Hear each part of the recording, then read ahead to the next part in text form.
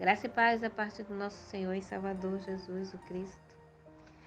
O texto para hoje diz assim: vigiai justamente e não pequeis, porque alguns ainda não têm o conhecimento de Deus.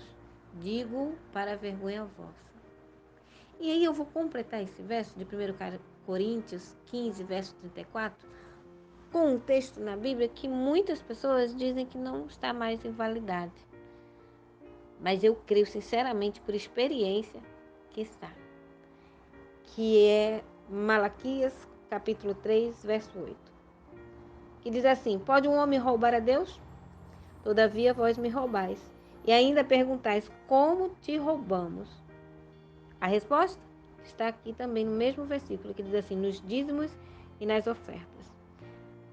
E o verso 9 diz assim: estais debaixo de grande maldição, pois me roubais. A nação toda me rouba. Essa nação aqui é a nação do povo de Deus, tá? É o povo de Deus. É aquele que se diz cristão, mas não devolve ao Senhor os 10%. Não devolve ao Senhor uma oferta voluntária de agradecimento por todas as bênçãos. Nós precisamos pagar pelas bênçãos? Não. Nós agradecemos a bênção. Porque hoje nós precisamos ajudar com que a causa do Senhor cresça. Com que o nosso semelhante também tenha o remédio, o pão, o alimento. Nós precisamos usar aquilo que Deus nos concede de bênção para abençoar outros. Deixarmos de ser egoístas, de querer tudo só para nós. E aí o dízimo vem como essa prova aí de obediência, de amor, de fé. Porque se dissermos, é fácil, você está numa situação financeira difícil, e aí você recebe um pouquinho, e ainda daquele pouquinho você tira 10% para devolver. Mas quando você lembra que aqueles 10%, ele não é para sustentar ninguém. Ele é uma prova da sua obediência, da sua fidelidade, do seu amor, da sua gratidão a Deus. O que se vai fazer com o que você devolve é responsabilidade, vai ser cobrado daquele que recebe. Porque os dízimos, eles têm uma finalidade. A oferta que você devolve de gratidão, de ajuda aos pobres, também tem a finalidade. Faça a sua parte com Deus. Devolva seus dízimos. Dê as suas ofertas de gratidão. Oremos para que elas sejam usadas para o crescimento da causa do Senhor e para a ajuda ao nosso semelhante. E para a manutenção da casa do Senhor. Deus faz um desafio aqui no verso 10, diz assim: trazei todos os dízimos ao tesouro do templo, para que haja mantimento na minha casa, e provai-me nisto, diz o Senhor dos Exércitos. E vede, se não abrirei a janela do céu, e não derramarei sobre vós tantas bênçãos, que não conseguireis guardá-las.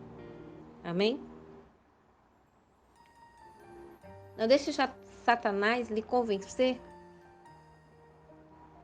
de que você não precisa devolver por esse ou aquele motivo. Lembre-se que é uma ordem do Senhor. Lembre-se que o Senhor chama de ladrão aquele que não devolve. O que vão fazer depois que o valor sair da sua mão e é entregue à tesouraria da igreja, para que o tesoureiro faça aquilo que o Senhor mandou, que vai acontecer depois que sai da sua mão, não é um problema mais seu. A sua parte com Deus você fez. Ore para que o tesoureiro também faça a parte dele com Deus, para que a casa do Senhor seja grandemente abençoada. Mas creia que a sua vida, quando você é fiel com Deus, ela é grandemente abençoada. Eu já fiz prova de Deus e vi as bênçãos de Deus na minha vida. E ainda vejo. Nós devemos vigiar para não pecarmos contra o Senhor.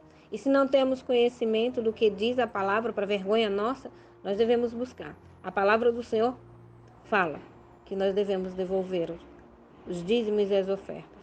E também diz que estamos sob maldição quando não fazemos isso.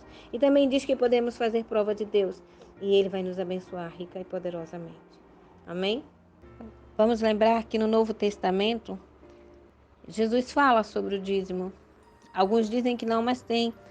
Entre outros versículos, eu vou deixar para vocês Mateus 23, verso 23.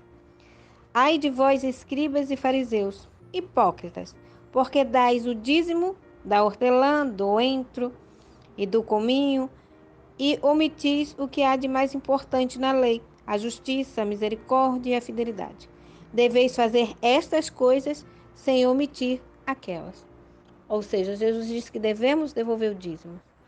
E devemos também ser justos, misericordiosos e fiéis. Devemos guardar a lei.